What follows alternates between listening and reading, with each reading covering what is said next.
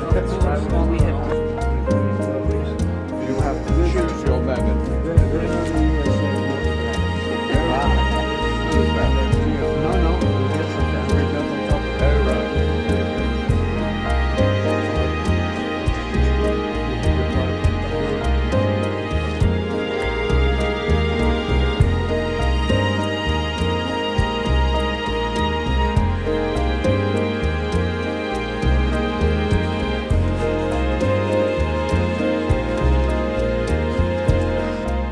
Your Royal Highness, Your Highness, Lords, Ladies and Gentlemen, it's wonderful to see you here this morning at this conference marking the 50th anniversary of ICOMOS UK.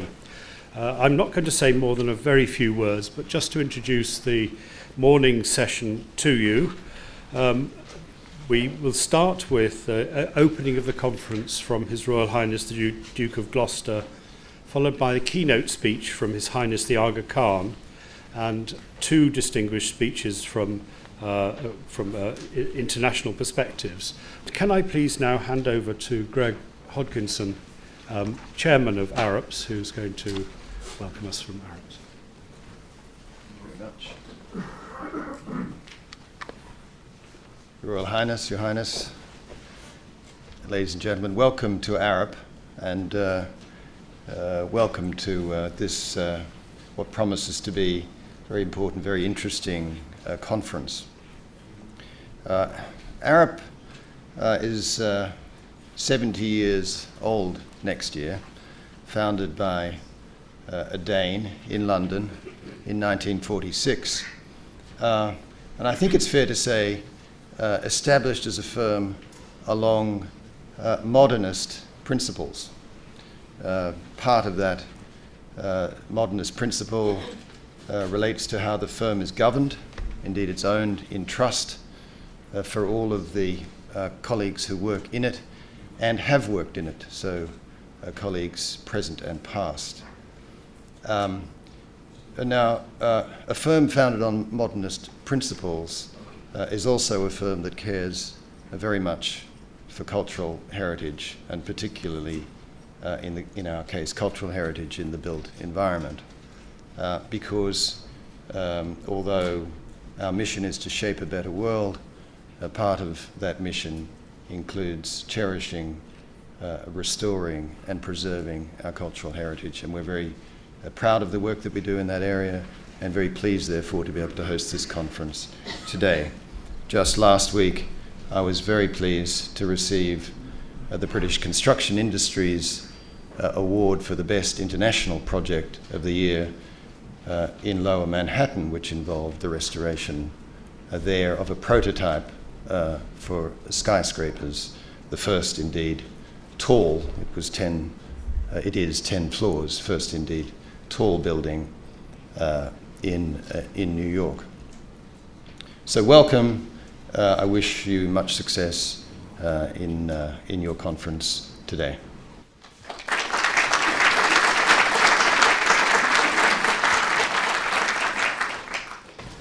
Thank you, Greg. I'd now like to introduce His Royal Highness the Duke of Gloucester, who's going to give us our opening remarks.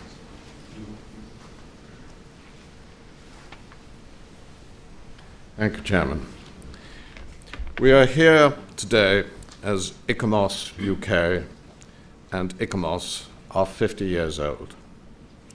ICOMOS, the International Council on Monuments and Sites, is a global non-governmental organization which has a special role as official advisor to UNESCO on cultural World Heritage sites.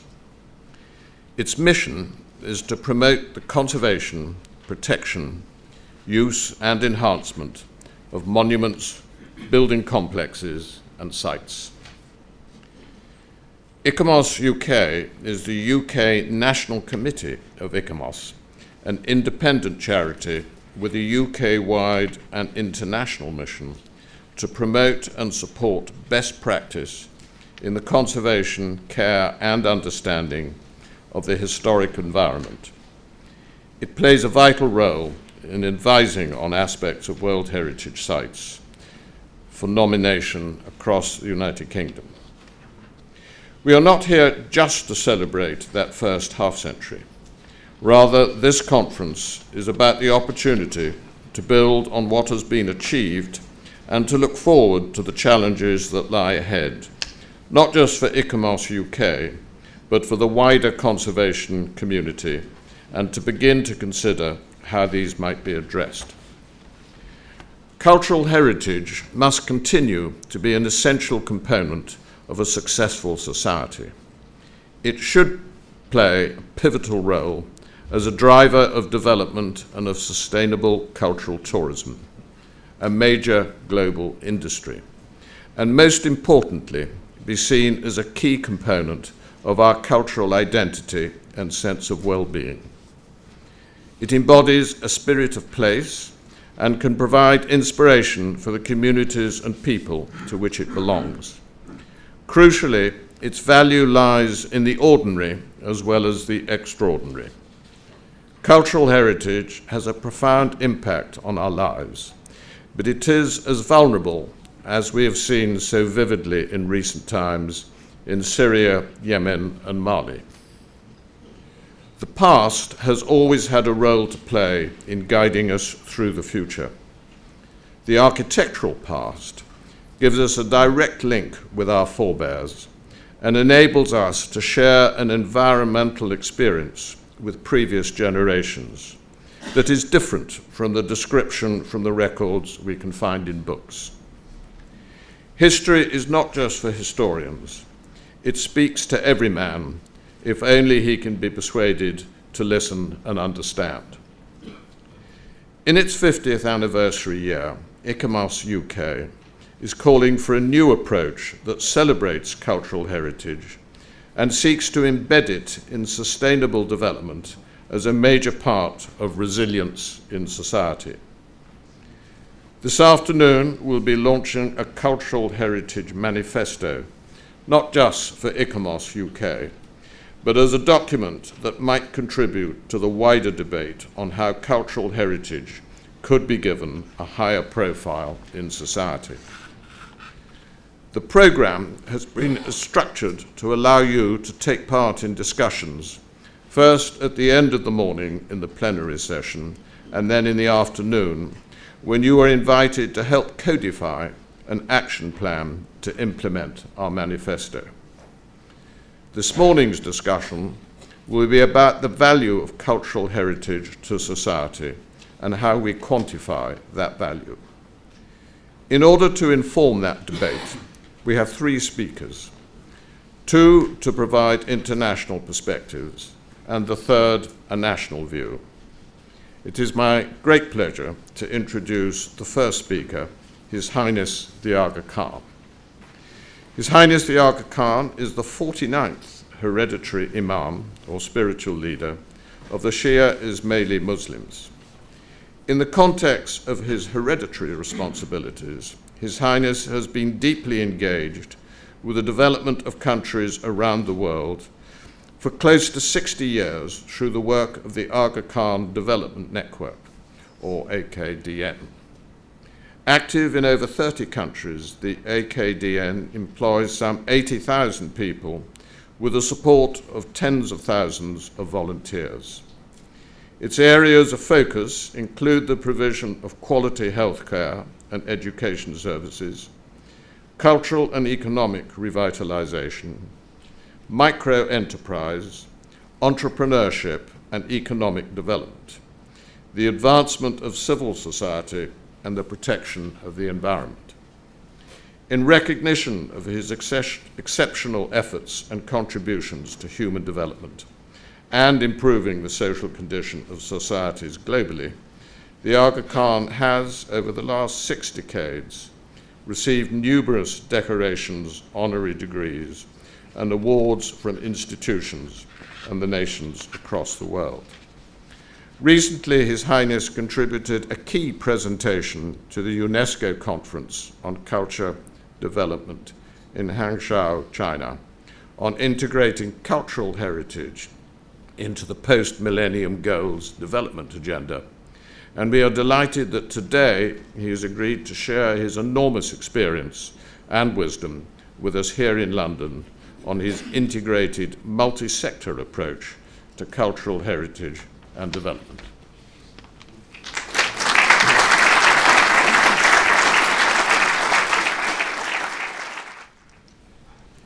Bismillahirrahmanirrahim.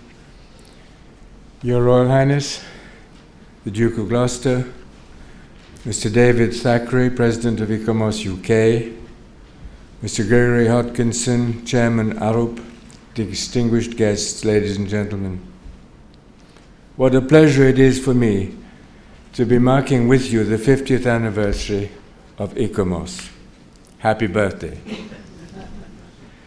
Yours is an organization for which I have long had enormous respect, and I have noted with interest the impressive recent development of your Cultural Heritage Manifesto. The creation of ICOMOS 50 years ago came during my first decade as Imam of the Shia Ismaili Muslim community, and from the start, many of my interests have closely resembled yours. All Muslims are called upon to improve the physical condition of our world, and honoring our cultural heritage is vital to that calling. Our response in simple terms is that not a day goes by where my institution, the Ismaili Imamate, is not building or rebuilding something somewhere. A historic site, perhaps, but also a hospital, a university, and industry. Our central objective is to improve the quality of life for people in the developing world, and it is from this perspective that I will speak to you today. Our work extends to 35 countries in fields such as education and medical care, job creation and energy production, media and tourism, the fine arts, and microfinance. We believe that by improving the largest numbers of variables in the shortest possible time, we can obtain stable, long-term improvement in the quality of human life. Cultural heritage, of course, plays a central role in this endeavor. This focus was sharply intensified for me some 40 years ago, when I came to realize that the proud architectural heritage of the Islamic world was progressively vanishing. The physical legacy of great Muslim empires was collapsing, and the response in the Islamic world seemed to be oblivion. What was in fashion, what was prized and taught throughout the Islamic architectural world increasingly reflected Western preoccupations. Quality was viewed as Occidentalization. We searched throughout the Muslim world for any serious mention of Islamic architectural history and found none. There were no processes for revival, just the occasional misplaced dome or minaret. Our time-honored cultural heritage had been buried, obscured not only by the shifting sands of time, but also by an all-consuming Occidentalization. As one observer commented, the physical identity of the Islamic world had been reduced to coffee table books. It was out of these concerns that the Arkan Award for Architecture was established in 1977, followed by the Arkan Trust for Culture and its Historic Cities program. And as our agenda grew over time, and most excitingly, we also came to another critical understanding. We began to see the added potential of heritage projects for advancing an economic and a social agenda, for fighting poverty and driving development. To be sure, this potential was often ignored, as culture was too easily mislabeled as a luxury amid pressing social and economic needs. But my colleagues and I became convinced that cultural heritage projects are not a diversion from development priorities. Culture is, in and of itself, a development resource of immense potential value. Some who share this view refer to cultural investments as a springboard for development. Similarly, I like to say that cultural heritage can be a trampoline, propelling dramatic improvements in the quality of human life. I have seen this trampoline in action, again and again. One of my early such experiences came 3 decades ago at a conference on urban growth in Cairo, a city founded by my own ancestors 1,000 years ago. As we looked out over medieval Cairo that week, one glaring anomaly stood out. A stretch of barren land, some 30 hectares, covered largely in heaps of debris. What an amazing surprise. In a city that was 1,046 years old and as densely populated as Cairo, to find a site in its oldest area on which no building had ever been built. Even the famous Ayyubid walls, which once ran alongside this site, were now covered by 5 to 6 meters of waste. This rubble dump was a repellent deformity, but it was also a stirring opportunity. And the result was that on this forsaken site, there was created a state-of-the-art green space, Al-Azhar Park. Opened 10 years ago, the park has since attracted some 17 million visitors. Their access fees produce a reinvestable annual surplus of some $800,000. But there is more to the story. Adjoining the park was one of Cairo's poorest neighborhoods, Darb al-Ahmar, its ancient ruins sheltering some 200,000 poor, marginalized inhabitants. Out of those ruins, there grew an archaeological adventure, uncovering and restoring ancient ramparts and gates, 6 historic mosques, dozens of houses and palaces. From the start, the local residents were deeply involved in this adventure. They were trained in restoration skills, and some 200 are still employed in this initiative. Others were trained to support the site and to accommodate the flow of visitors.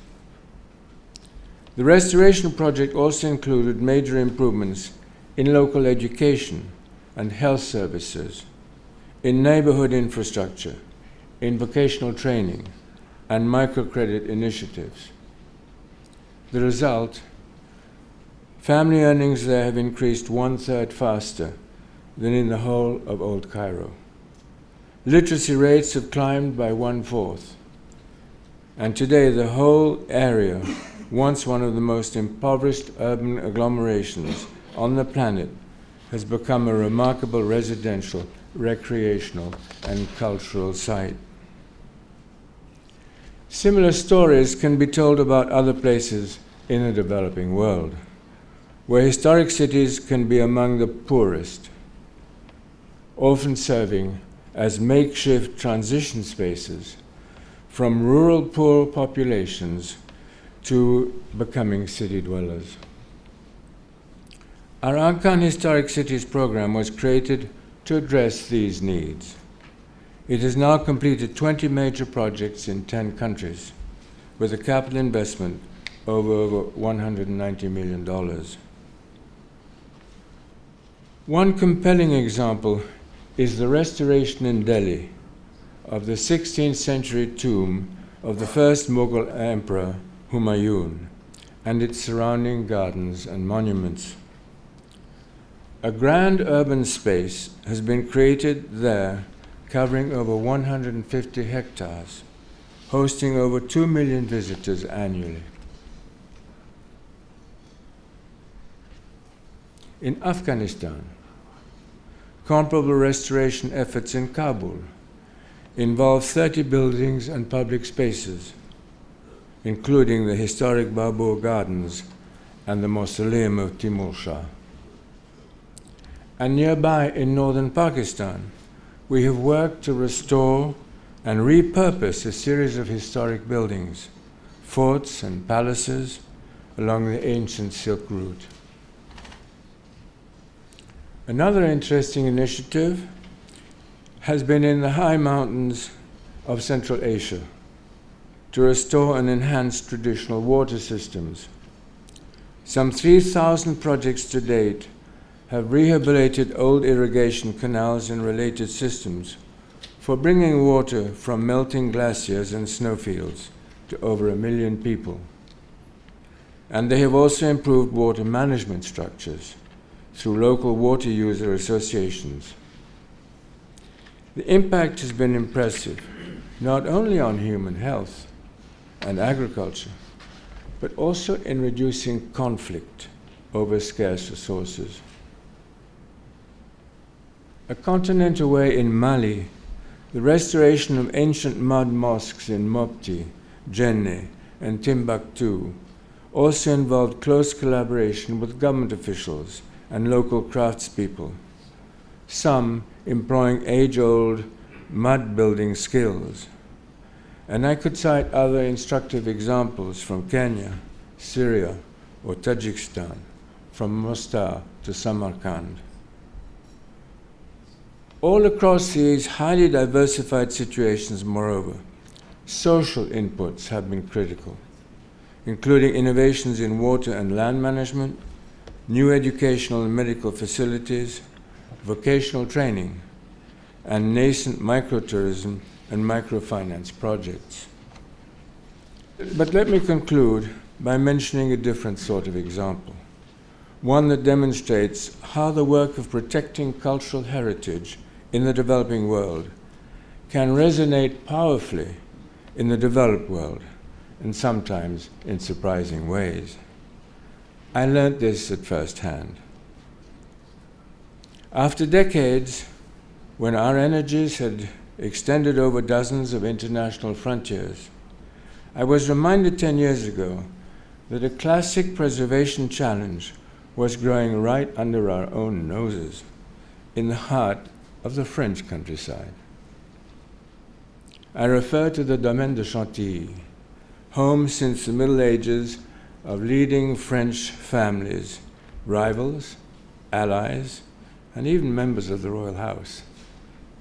The domaine includes its beautiful chateau, its famous grand stables, and its superb gardens, the oldest of which were originally designed by Lenôtre, reportedly, the artist's own favorite work. And all of this, can you imagine, lies just down the road from my personal residence, a short walk away. Like so many familiar challenges, Chantilly was a noble, honored, but fading asset, with plunging visitation levels and a backlog of deferred maintenance. There was no collaboration amongst the key stakeholders, and not even an attempt to share a vision of the future.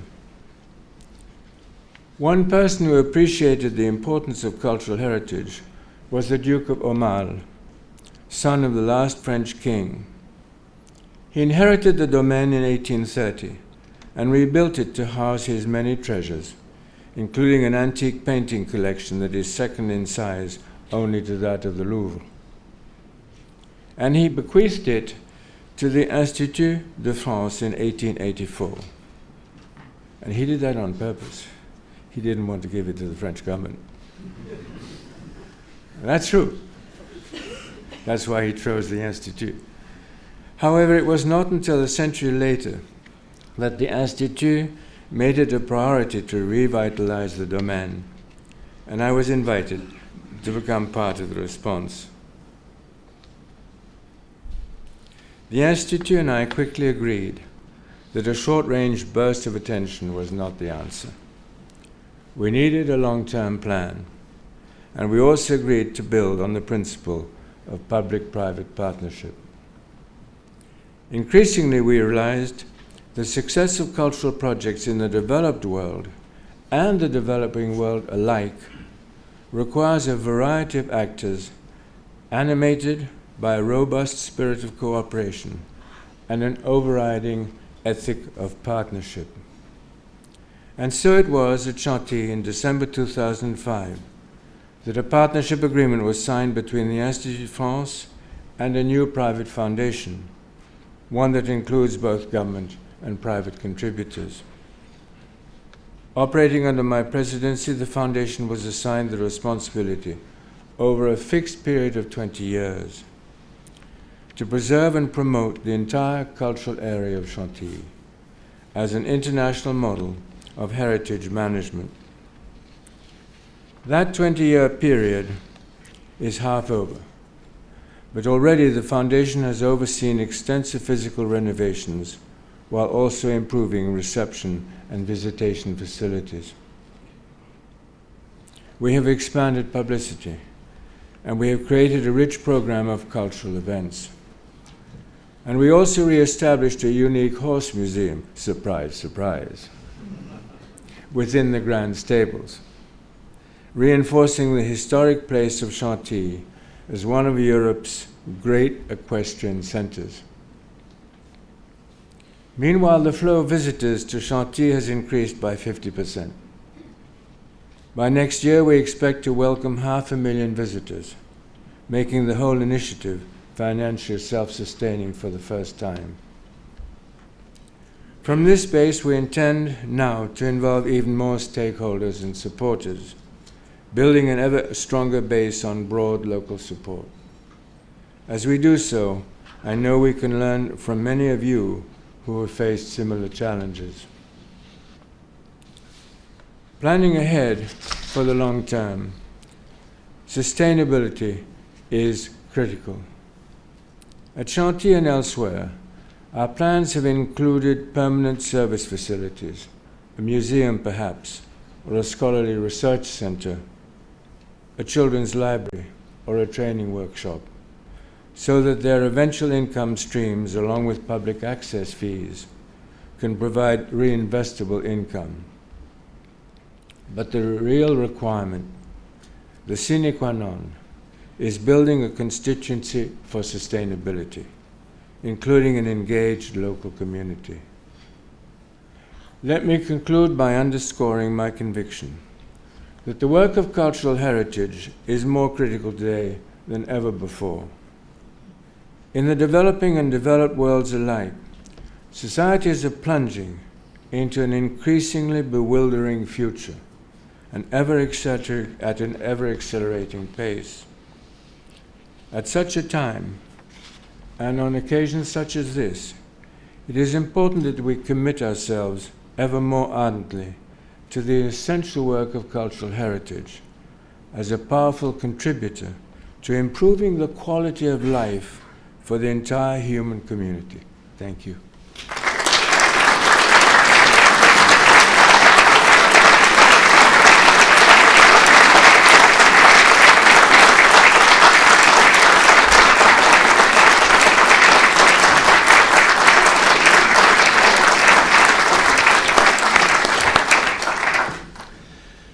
Your Highness, thank you very much indeed for a really inspiring talk to open our conference. I believe that the messages that you have espoused through your examples are ones that we will all strive to follow, to understand. And underpinning the work that we're trying to do today through our conference and through our manifesto is ensuring that the value of work on cultural heritage is sustainably enabling and transforming society. It really was one of the most inspiring talks I think that I have heard, and I'm sure that others will join me in anticipating that this will be the theme that we will all strive to follow. Can I now turn to our next presentation, which is by way of a video. This is Irina Bokova, who is the Director General of UNESCO, initially accepted our invitation to address this conference, and she was to have been here, but she has had to remain in Paris for a day more of the UNESCO Executive Board, which should have finished yesterday, but she's got to be there today. So she has sent her formal apologies, and she's sent us a video message, which I hope will now be presented. His Royal Highness the Duke of Gloucester, His Highness Prince Karim Aga Khan, ladies and gentlemen, I'm honored to send this message of support and congratulations on the occasion of the 50th anniversary of ICOMOS and ICOMOS UK. UNESCO and ICOMOS are driven by the same powerful conviction that humanity's cultural heritage carries outstanding universal significance, that this heritage is a wellspring of identity, a force for dialogue and peace. This conviction has never been so important at a time when cultural heritage and diversity are under attack from violent extremism, from the war crimes of cultural cleansing. These are challenges to the idea of humanity as a single community. These are challenges to the inspiration that created UNESCO 70 years ago at the Institute of Civil Engineers in London. Over the last 5 decades, our two organizations have worked hand in hand to advocate for the protection of heritage worldwide, helping bring to fruition the very concept of World Heritage, shaping a new global vision of humanity's shared heritage. I wish to thank ICOMOS for its tireless leadership through charters, resolutions and guidelines, most recently the Cultural Heritage Manifesto launched by ICOMOS UK. Thanks to our common efforts, the new 2030 Agenda for Sustainable Development, agreed by world leaders last month during the General Assembly session in New York, recognizes culture and heritage as enablers of sustainable human development and more lasting peace. This is precisely the vision of humanity united in all its diversity, sharing values, a past and a future, and I wish to thank each of you for the strength you bring to taking this forward with us, with UNESCO. Happy anniversary to ICOMOS.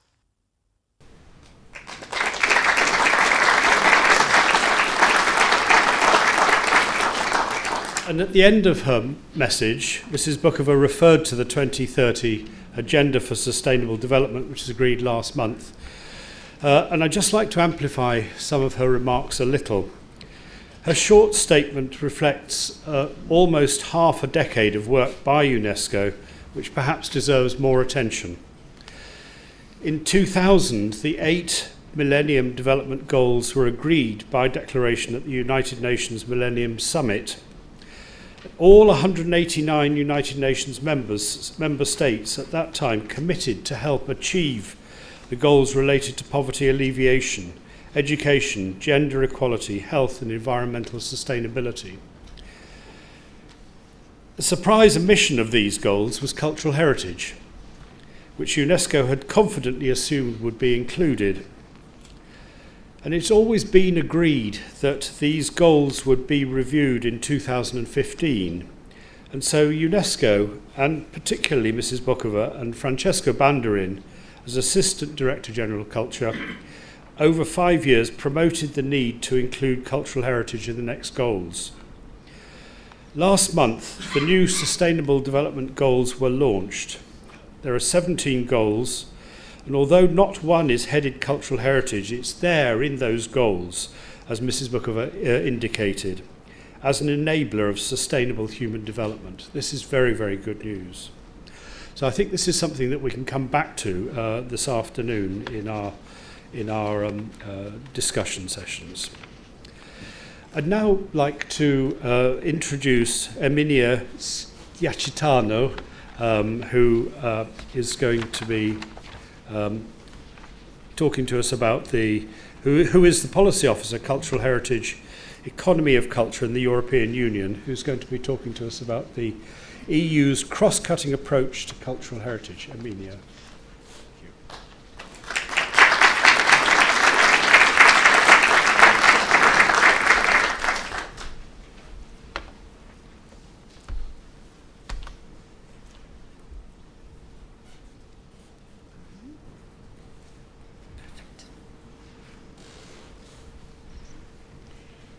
Your Royal Highness, Your Highness, Mr. David Thackeray, President of ICOMOS UK, and Mr. Gregory Atkinson, Chairman of Harup. It's a great honor for me to be here today to celebrate the 50th anniversary of UK National Committee of the International Council on Museums and Sites. And I would like to thank ICOMOS UK for inviting the European Commission not only to celebrate the outstanding past achievements that ICOMOS has accomplished in half a century, but also to share our visions for the future we want, and the role that heritage can play to build the society of tomorrow. Cultural heritage is becoming a key area of European cultural policy. The political interest is testified by this long list of documents adopted, and I stress adopted in less than 2 years, by the European institutions. From 2 Council conclusions adopted under the Italian and the Greek presidency of the EU, the Commission communication of July 2014, to the more recent resolution of the European Parliament adopted this September. Well, it's an impressive list, considering that we have to go back to 1994 to find another document adopted by the Council of the EU, so meaning 20 years. It is May 2014, in fact, when the EU cultural minister raised attention on the benefits that cultural heritage, both tangible and intangible and digital, brings to our culture, the environment, the economy, and for society as a whole, and unveiled the transversal and multidimensional nature of heritage as a strategic resource for sustainable Europe, which cuts across several EU policies beyond the cultural policy, environment, cohesion, and policies, and tourism. Why do we need to recall the benefits of heritage for our economy, our society, and the environment? I'm sure that none of you here need to be convinced that heritage is the soul of our cities, the mirror of our history, the source of our identity, the foundation stone of our civic pride and sense of belonging. It's a major factor in defining Europe's place in the world and its attractiveness as a place to live, work, and visit. But we know well that many other people do need to be convinced. Not because they do not like cultural heritage, of course. They enjoy cultural heritage, simply out of indifference, and also because they are not aware of the real value of heritage. Indifference, I would like to stress that indifference it's only apparently a minor threat for heritage. Heritage is not a simple passive inheritance. The key for its survival is precisely in keeping alive the wish of every generation to rediscover and reinterpret it. And this is a wish that needs to be constantly renewed. Its maintenance depends on our capacity to renew people's sense of belonging and responsibility by placing it at the heart of community interaction.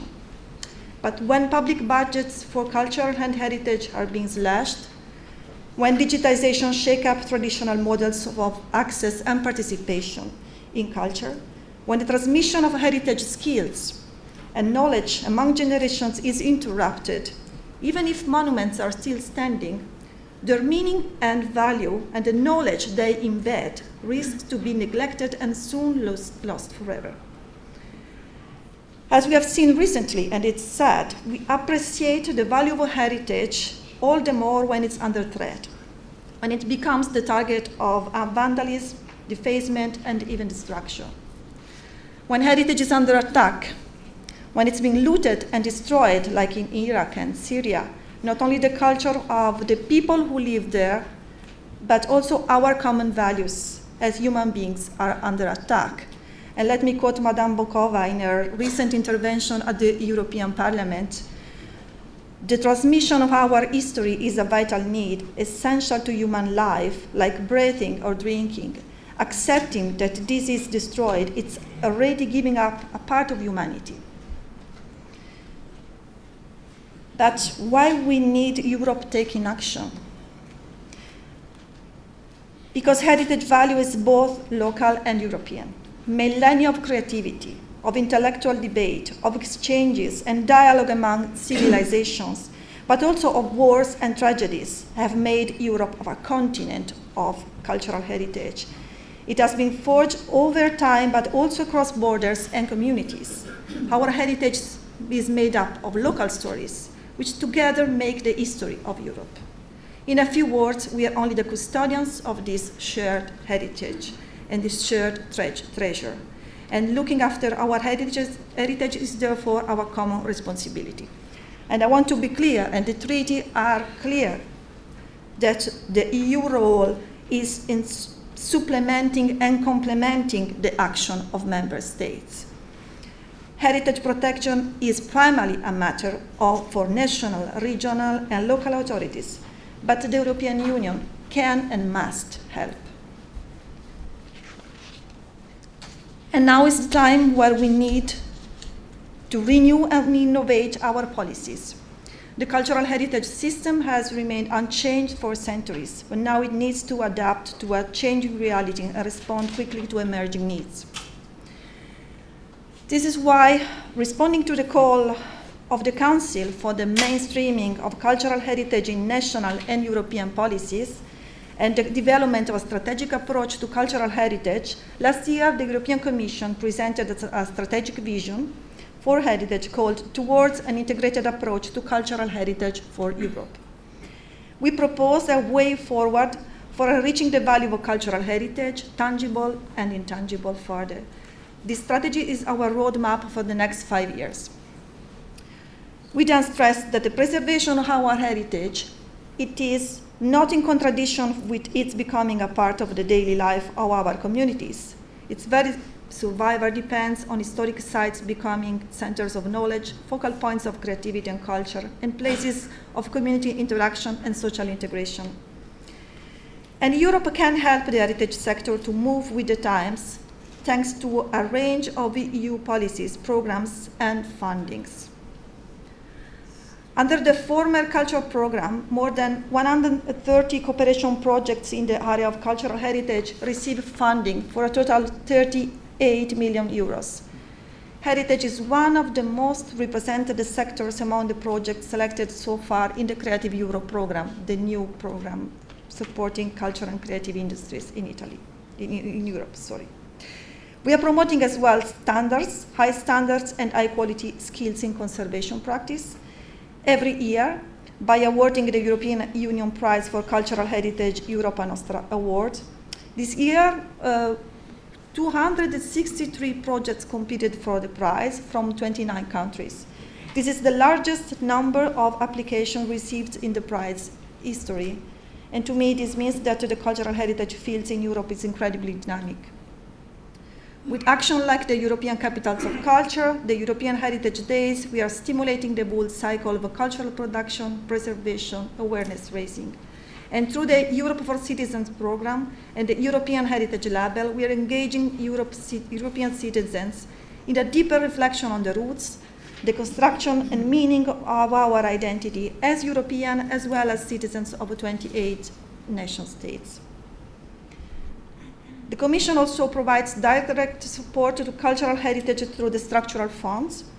In the previous programming period, 2007-2013, 6 billion euros were earmarked for cultural-led investment in the EU member states. Around half of that funding has been devoted to cultural heritage. We are therefore happy to announce that in the current programming period, 2014-2020, European support will be even stronger. Member states, in fact, have chosen to invest in culture, and heritage is the most prominent cultural sector. We estimate that 4.77 billion will be dedicated to the protection of cultural heritage versus 3.2 billion in the previous programming period. For 2016-2017, there will be also a substantial increase in investment in cultural heritage research and innovation from Horizon 2020 program, bringing it more than 100 million euros. Europe can and must protect heritage in war zones. Since 2014, we have been actively supporting cultural heritage protection in Syria. More recently, we have allocated 1 billion euro to address the crisis in Syria and Iraq.